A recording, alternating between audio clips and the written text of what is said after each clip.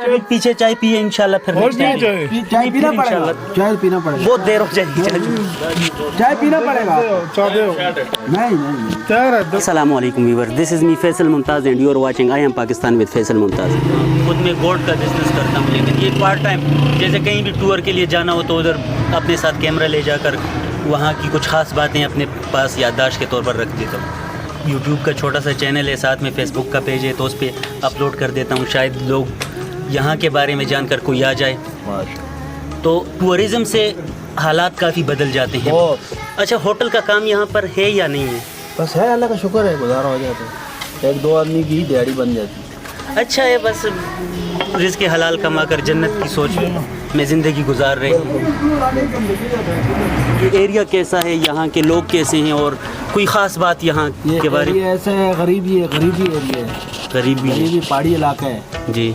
यहाँ माल मवेशी रख के अपना गुजारा करते हैं, या कराची में मजदूरी करते हैं, या कराची जाकर बड़े शहरों जाकर मजदूरी करते हैं, या माल मवेशी पाल कर। इसके अलावा कश्मीर के बारे में आप क्या कहना चाहेंगे? के बारे में हम ये कह सकते हैं कि कश्मीर तो हमारे पाकिस्तान का है। ज़ाहिर सी बात है, मुसलमान हैं। जब दो कौमी नज़रिया था तो उस वक्त मुसलमान और हिंदुओं के लिए मुल्क अलहदा हो रहा था, तो कश्मीर में मुसलमानों की अक्सरियत है, तो पाकिस्तान का हक बनता है। कश्मीर के बारे में पाकिस्तान का बच्चा कुर्बानी देगा इंशाल्लाह। बिल्कुल, इंशाल्लाह। और टूरिज़म वाले आते हैं यहाँ पर, या सियाह वगैरह नहीं आते? मानसर से आगे नहीं आता कोई। अच्छा, इसकी वजह क्या है? एरिया तो बहुत खूबसूरत है, लेकिन टूरिज़म क्यों नहीं है यहाँ? तो पीछे तो सी साइड मैंने काफ़ी देखे हैं। अगर ये यहाँ के अलावा कहीं और होते, यूरोप में होते या किसी और मुल्क में होते, तो शायद वो काफ़ी ज़्यादा बढ़ चढ़ कर आगे बढ़ जाते। असली उनको पता भी नहीं है ना इस इलाके। अच्छा, लोगों को पता नहीं है। टूरिज्म एक आ जाएगा ना तो फिर पता लगे उनको, फिर सब इशू हो जाएगा। मतलब टूरिज़म इसलिए नहीं है कि लोगों को पता नहीं है यहाँ की खूबसूरती के बारे में? यहाँ के लोगों के बारे में, खूबसूरती के बारे में किसी को नहीं पता। अच्छा, तो आप आ गए, आप बात कर रहे हैं तो आपको शायद पता चल गया होगा। नहीं, हमारा तो मुहिम यही है, जो नज़रिया कहते हैं वो भी यही है कि पाकिस्तान को लोगों के सामने एक मुस्बत और अच्छी सोच के साथ। 2011 से पहले यहाँ ये इलाका गैर था, उस वक्त हालात कैसे थे? उस वक्त भी सही थे, अल्लाह का शुक्र, सही थे। हाँ, कुछ भी नहीं है, और कुछ भी और नहीं? ये पहाड़ है। अच्छा, आपको के पास तो पहाड़ों की कदर इसलिए नहीं है क्योंकि आप बचपन से इन्हीं में पले बड़े हैं, तो जाहिर सी बात है, इंसान है वो तो अगर सर्द मौसम में हो तो वो कहता है या अल्लाह गर्मी, अगर गर्म मौसम में हो तो कहता है या अल्लाह सर्दी कहीं से आ जाए।